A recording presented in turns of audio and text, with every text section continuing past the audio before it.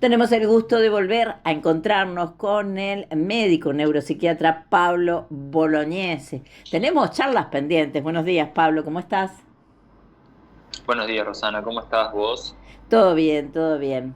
Bueno, estuvimos charlando en nuestro encuentro anterior de la memoria, estuvimos viendo los tipos de memoria y nos había quedado pendiente seguir analizando qué otras etapas, fases tiene la memoria. Claro, porque la memoria tiene distintas etapas, o sea, procesos diferentes en los cuales se termina consolidando un recuerdo o formando un recuerdo. Eh, las tres etapas principales de la memoria son la atención, la codificación y la evocación. Ahora vamos a hablar una por una. Para entender un poquito más cómo funcionan nuestros recuerdos. La primera etapa es la etapa de la atención. Es una etapa fundamental y como vos verás es una función cognitiva diferente, no es la memoria en sí misma. Pero si yo no atiendo un estímulo de cualquier tipo, auditivo, visual, lo que sea, no lo voy a registrar adecuadamente y entonces no lo voy a poder guardar adecuadamente. Es muy difícil que yo pueda guardar una información a la cual no presté atención. Vamos a poner un ejemplo. Yo voy al cine, me pongo a ver una película y en un momento, en un tramo, una parte de la película, me distraigo porque empiezo a pensar, uy, cerré con llave la casa o no, me parece que dejé prendida la cocina, lo que sea, o no le cerré la ventana al gato, entonces estoy 5 minutos recordando, tratando de evocar qué hice, si cerré, si no cerré. Después, durante ese momento, esos 2 minutos, 3 minutos que yo estuve pensando en eso, sin prestar atención a la película, ocurre cierta escena. Salimos del cine y vos me decís, ¿viste esa parte cuando pasó tal cosa? Y te decir, no, no la vi, ¿no es cierto? ¿Y qué pasa? ¿Tengo Alzheimer? No, no es que yo no estoy pudiendo recordar, es que no presté atención, ¿sí? Sí, sí, tal cual. Entonces, esa es la primera etapa y es fundamental. Si yo no presto atención a un estímulo, no voy a poder formar un recuerdo. Después viene una segunda etapa, que es la etapa de codificación o almacenamiento. En esta etapa, la información a la cual yo presté atención es codificada y es almacenada. Se forman circuitos neuronales que almacenan ese recuerdo. Ahí es cuando se arma el recuerdo, que los recuerdos son conexiones que se crean entre diferentes neuronas y esas conexiones se refuerzan fabricando, sintetizando ciertas proteínas. Ahí es cuando queda guardado un recuerdo. Ujú. Esto desde un plano bien físico, bien materialista, porque hablar de lo que es un recuerdo sería muy ambicioso, que yo te Claro. limitara el concepto de un recuerdo, algo tan etéreo como un recuerdo, lo limitara a la conexión de dos neuronas, ¿sí? Pero bueno, este proceso es fundamental para el almacenamiento. Cuando yo guardo un recuerdo, vamos a utilizar una imagen que me parece muy gráfica, que es la de un archivo Word, que Claro. todos lo hemos usado alguna vez en la vida. Es como darle el enter al archivo, quedó guardado el recuerdo, ¿sí? Sí, sí. Y después viene la tercera etapa, que es la etapa de evocación o recuperación, que es cuando yo busco un recuerdo y lo traigo a la conciencia, ¿sí? Por ejemplo, yo a vos te pregunto algo, ¿vos te acordás de cuando, no sé, nació tu primer hijo en tal lugar y entonces vos vas a tener que buscar ese recuerdo y evocarlo para poder contármelo? Claro. Esta etapa es muy particular. ¿Por qué? Por algo que conocemos en neurociencia hace poco tiempo, que es que cada vez que nosotros evocamos una memoria, un recuerdo, ese recuerdo se vuelve vulnerable, se torna frágil, o modificable, lo podemos reconstruir. Cuando yo evoco un recuerdo, agrego datos, o modifico datos, o relleno vacíos de información. Algo que no tolera el cerebro son los vacíos de información, y en ese momento que yo estoy queriendo contar algo que ocurrió hace unos años, hay una parte que no la recuerdo muy bien, y entonces por asociación con algún hecho similar o con algún conocimiento que yo tengo guardado, mi cerebro rellena, pone datos que en realidad no estaban, no es que yo esté mintiendo a propósito, no es un proceso voluntario. Entonces, cuando yo termine de contar esto y ese recuerdo vuelva a ser almacenado, se va a almacenar, se va a guardar con esos cambios. Entonces, cuando yo lo vuelva a recordar, supongamos que lo tengo que volver a contar ese recuerdo dentro de un mes, ponele, yo no voy a recordar el hecho exactamente como sucedió, sino que lo que voy a recordar es lo que yo guardé la última vez que conté o que recordé ese suceso. Convencida de que así fue, de que así pasó. Claro. Vamos Bien. a volver al ejemplo del Word. Yo escribo algo Sí. en un archivo Word el día viernes. Lo guardo. Lo abro el sábado. ¿Qué voy a leer? Lo que escribí el viernes. Claro. Sin ningún cambio. Yo borro algo de eso, corrijo, cambio cosas y lo vuelvo a guardar. Si yo lo abro el domingo, ¿qué voy a leer? ¿Lo que yo había escrito el viernes o lo que escribí el sábado? El sábado. Exactamente. Si yo modifiqué algo del contenido, ahora si yo lo abro, lo guardo sin haber cambiado nada, bueno, el domingo me encontraré con lo que había escrito el viernes. Pero si yo modifico algo, lo que me voy a encontrar cuando lo abra la próxima vez a ese archivo va a ser precisamente el texto, digamos, modificado. Y así funciona la memoria. Y esto se descubrió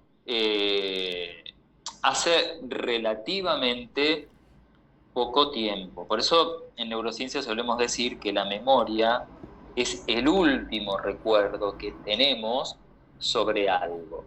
Y esto lleva muchas veces, viste, a que, no sé, vos y yo compartimos una situación determinada. Vamos a comer un asado a la casa de alguien. Fuimos a comer un asado, suponete, a la casa de alguien, y fue un evento importante porque nos contaron que se iban a casar, unos amigos y qué sé yo. Bueno, listo. Los dos fuimos y recordamos el hecho. Al día siguiente me preguntás si ayer fuimos a comer, al mediodía comimos esto, comimos aquello, a tal momento se paró tal persona y contó que se iban a casar, listo. Pasan 2, 3 años, probablemente cuando nos pregunten la versión sobre ese asado, a vos y a mí, empecemos a encontrar diferencias. Y probablemente quien más se va a alejar de la realidad, de lo que realmente ocurrió, sea la persona que más veces contó esa anécdota. Claro. Porque cada vez que la contó, abrió el archivo del recuerdo, esa memoria se volvió frágil, vulnerable, modificable, y cualquier cambio que haya hecho, la guardó de esa manera. Entonces por ahí te va a decir, fue un asado que se hizo a la noche. Y vos decís, no, fue al mediodía, no fue a la noche. Bueno, por algún motivo yo lo modifiqué y me quedó guardado que había sido a la noche, porque me confundí con otro asado que hicimos en ese mismo lugar y mezclé información y entonces quedó guardado de esa manera. Yo voy a estar convencido de que fue de noche y vos vas a estar convencido de que fue al mediodía. Bueno, bien. Hoy en día tenemos muchos registros audiovisuales, todo se filma, todo se fotografía. Claro, todo se graba, más fácil ir a buscar un testimonio. Claro, a veces es fácil de verificar quién tenía razón, pero otras veces no, ¿viste? Entonces, me parece que esto es algo muy interesante porque abre como muchas puertas, ¿no? Cuando nosotros, puertas que incluso impactan en lo legal. Por eso, Claro, si vos tardás muchos años el, un juicio para llamar al testigo, te cambió cuántas veces la sí, versión. sí, y además el valor del testimonio, de un testigo, es un valor Claro, relativo, no es una evidencia sólida, viste que eso es así. Tal claro, persona dice que vio esto y lo otro, y que dijo, hizo, escuchó, perfecto, pero eso es el recuerdo de una persona que puede ser relativamente fiel a la realidad, a lo que realmente ocurrió o no. Supon Descontando que no esté mintiendo, ¿no? No estábamos claro, hablando de que yo dé datos falsos sobre algo, pues ya es otro proceso que es la mentira, el invento, pero acá claro, estamos hablando que yo estoy convencido, yo claro. recuerdo que a las 2 de la mañana me desperté y porque escuché un grito y me asomé a la ventana y vi un hombre que estaba vestido con ropa de tal color y que salía corriendo hacia la izquierda. Bueno, es un testimonio, pero no es una prueba contundente. Una prueba contundente puede ser una filmación, ¿me entendés? De ese hecho. Bueno, hoy en día con la inteligencia artificial ya ni eso, Claro. pero, pero bueno, Y eso me parece que es todo un esto que dato de vos color súper. todo esto que vos estás contando como normal, ¿en qué momento podría haber alguna advertencia que podría decir, bueno, no, pará, acá hay una patología?